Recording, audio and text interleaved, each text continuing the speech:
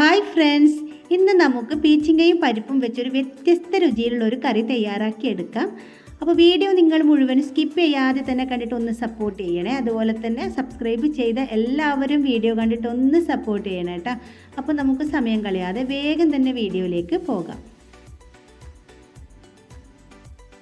അപ്പം ഞാൻ ഇതെവിടെ ഈ കറി തയ്യാറാക്കി എടുക്കാൻ വേണ്ടി 1/4 കപ്പ് തുവരപ്പരിപ്പ് എടുത്തിട്ടുണ്ട്. അപ്പോൾ ഈ ഒരു പരിപ്പ് തന്നെ വേണമെന്നില്ല, കടലപ്പരിപ്പോ അതല്ല ചെറുപയർ പരിപ്പോ ഏത് പരിപ്പ് വെച്ചിട്ടോ ഈ ഒരു കറി തയ്യാറാക്കി എടുക്കാം. പിന്നെ ഞാൻ ഇതൊരു ചെറിയ കഷ്ണം പീച്ചിങ്ങയും എടുത്തിട്ടുണ്ട്. ഇനി നമുക്ക് പരിപ്പ് നല്ലതുപോലെ ഒന്ന് കഴുകിയെടുത്തതിന് ശേഷം ഒന്ന് കുതിരാനായിട്ട് മാറ്റി വെക്കാം. അങ്ങനെ ഞാൻ ഇതവിടെ പരിപ്പ് നല്ലതുപോലെ തന്നെ കഴുകി എടുക്കുന്നുണ്ട്. അതിനുശേഷം ഒരു 10-15 മിനിറ്റ് ഒന്ന് കുതിരാനായിട്ട് വെച്ച് കൊടുക്കുന്നുണ്ട്. ഒരുപാട് സമയമൊന്നും വെക്കുന്നില്ല, ഒരു 15 മിനിറ്റ് കേട്ടോ. അപ്പോൾ ഇതിലേക്ക് നമുക്ക് ആവശ്യത്തിന് വെള്ളം കൂടി ഒഴിച്ച് കൊടുക്കാം.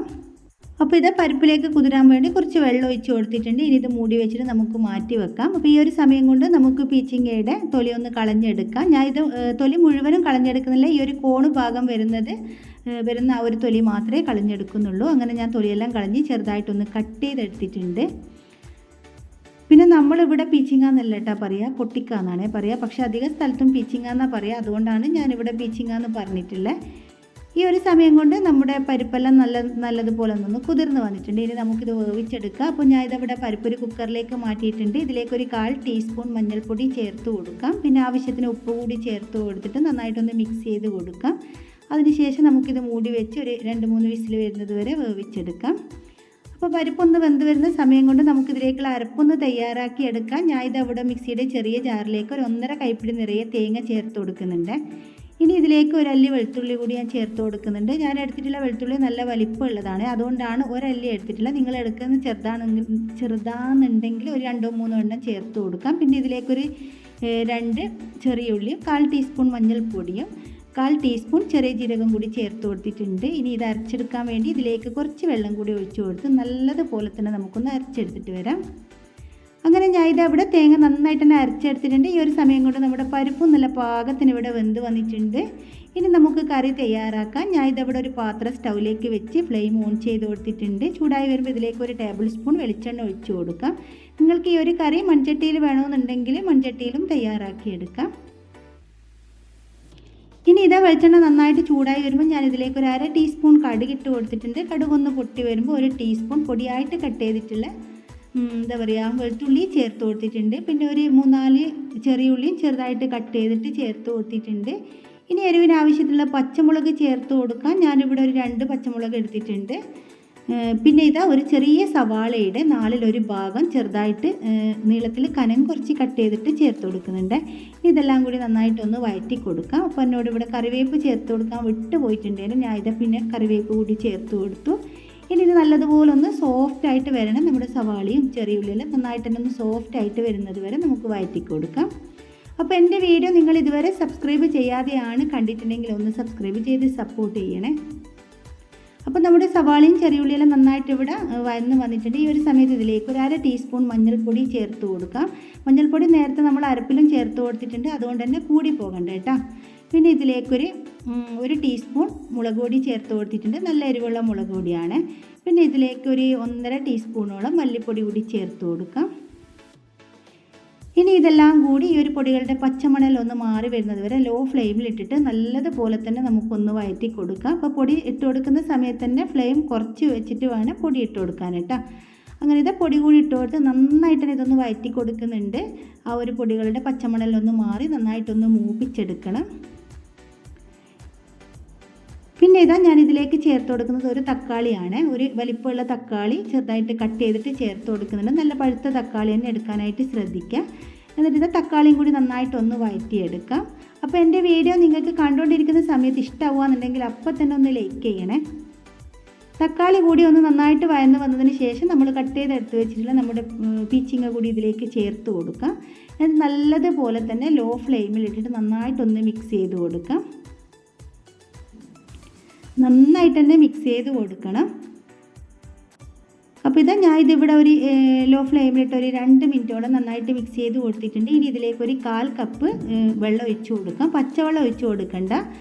നമ്മൾ ഇതുപോലെ എല്ലാം വഴറ്റി കഴിഞ്ഞാൽ ഒരിക്കലും ഒന്നിലും തന്നെ പച്ചവെള്ളം ഒഴിച്ച് കൊടുക്കരുത്. ചെറിയ ചൂടുള്ള വെള്ളമായാലും അങ്ങനെ ഒഴിച്ച് കൊടുക്കാവുള്ളൂ കേട്ടോ. അങ്ങനെ വെള്ളം കൂടി ഒഴിച്ച് കൊടുത്ത് ഞാൻ 1 മിനിറ്റ് നന്നായിട്ട് തന്നെ ഒന്ന് വഴറ്റി കൊടുത്തിട്ടുണ്ട്. ആ ഒരു വെള്ളവും എന്താ പറയുക ഒരു മസാലയിലൊന്ന് നന്നായിട്ട് മിക്സായി വന്നിട്ടുണ്ട്. ഇനി നമുക്കിത് മൂടി വെച്ച് ലോ ഫ്ലെയിമിലിട്ട് 2 മിനിറ്റ് ഒന്ന് വേവിച്ചെടുക്കാം.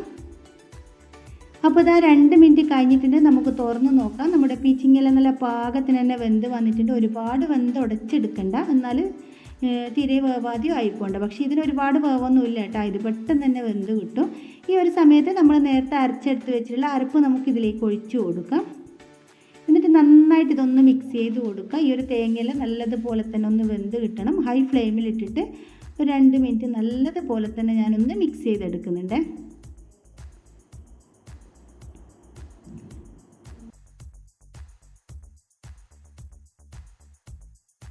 ഇനി നമുക്കിതിലേക്ക് ആവശ്യത്തിനുള്ള ഉപ്പ് കൂടി ചേർത്ത് കൊടുക്കാം. എന്നിട്ട് ഇതെല്ലാം കൂടി വീണ്ടും നല്ലതുപോലെ തന്നെ ഒന്ന് മിക്സ് ചെയ്ത് കൊടുക്കാം. അപ്പോൾ ഇതിവിടെ ഞാൻ നന്നായിട്ട് തന്നെ മിക്സ് ചെയ്ത് കൊടുത്തിട്ടുണ്ട്. നമ്മുടെ തേങ്ങയെല്ലാം ആ ഒരു എന്താ പറയുക പച്ചച്ചുവയിലൊന്ന് മാറി തേങ്ങയെല്ലാം നന്നായിട്ട് തന്നെ ഒന്ന് വെന്ത് വന്നിട്ടുണ്ട്.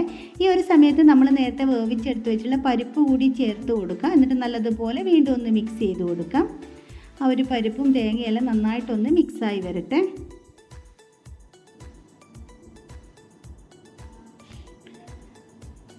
അപ്പോൾ ഞാൻ ഇതിവിടെ നല്ലതുപോലെ തന്നെ ഒന്ന് മിക്സ് ചെയ്ത് കൊടുത്തിട്ടുണ്ട്. ഇനി നമുക്കിതിലേക്ക് ആവശ്യത്തിനുള്ള വെള്ളം കൂടി ഒഴിച്ചു കൊടുക്കണം. അപ്പോൾ വെള്ളം ഞാൻ നേരത്തെ പറഞ്ഞതുപോലെ തന്നെ പച്ചവെള്ളം ഒഴിച്ചു കൊടുക്കരുത്, ചൂടുള്ള വെള്ളം തന്നെ ഒഴിച്ചു കൊടുക്കണം കേട്ടോ. അപ്പോൾ നമ്മൾ പരിപ്പ് വേവിച്ചെടുത്ത ആ ഒരു പാത്രവും പിന്നെ എന്താ പറയുക നമ്മൾ അരച്ചെടുത്ത ആ ഒരു മിക്സിയുടെ ജാറിലെല്ലാം കുറച്ച് തിളച്ച വെള്ളം ഒഴിച്ചു കൊടുത്തിട്ട് ഒന്ന് ചുറ്റിച്ചിട്ട് ഞാൻ ഇതിലേക്ക് ഒഴിച്ചു കൊടുത്തിട്ടുണ്ട്.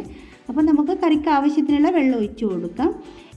ഇനി നമുക്ക് ഈ കറി നന്നായിട്ടൊന്ന് തിളക്കാൻ തുടങ്ങുന്ന സമയത്ത് തന്നെ ഫ്ലെയിം ഓഫ് ചെയ്ത് കൊടുക്കാം. നമ്മൾ തേങ്ങ നല്ല പാകത്തിന് തന്നെ വെന്തിട്ടുണ്ട്, പരിപ്പും നേരത്തെ തന്നെ വേവിച്ചെടുത്തതാണ്. അതുകൊണ്ട് തന്നെ ഇനി ഒരുപാടൊന്നും തിളപ്പിച്ചെടുക്കണ്ട. അപ്പോൾ നന്നായിട്ടൊന്ന് തിളക്കാൻ തുടങ്ങുന്ന സമയത്ത് നമുക്കിതിലേക്ക് ഒരു 1/4 ടീസ്പൂൺ എന്താ പറയുക ഉലുവാപ്പൊടി ചേർത്ത് കൊടുക്കാം. വറുത്ത് പൊടിച്ചിട്ടുള്ള ഉലുവാപ്പൊടിയാണ്. എന്നിട്ട് നന്നായിട്ട് ഇതൊന്ന് മിക്സ് ചെയ്ത് കൊടുക്കാം. അങ്ങനെ ഉലുവാപ്പൊടി ചേർത്ത് കൊടുത്തതിന് ശേഷം 1 മിനിറ്റ് നന്നായിട്ട് ഒന്ന് തിളപ്പിച്ചെടുത്താൽ മതി.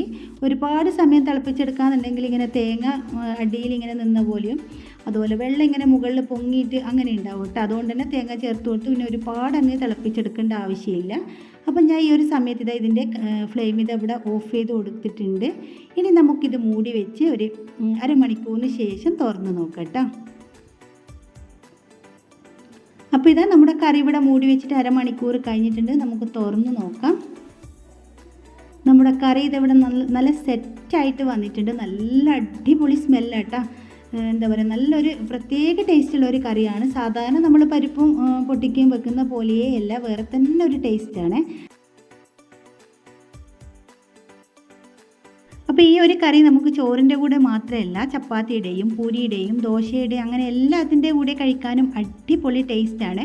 അപ്പോൾ ഇതുപോലെ പരിപ്പും പീച്ചിങ്ങയും നിങ്ങൾ ഇതുവരെ കറി വെച്ച് നോക്കിയിട്ടില്ലെങ്കിൽ ഒരു പ്രാവശ്യമെങ്കിലും ഒന്ന് വെച്ച് നോക്കണം. നല്ല ടേസ്റ്റ് കേട്ടോ, ഞാൻ വെറുതെ പറയല്ല കേട്ടോ, നല്ല അടിപൊളി ടേസ്റ്റുള്ള ഒരു കറിയാണ്.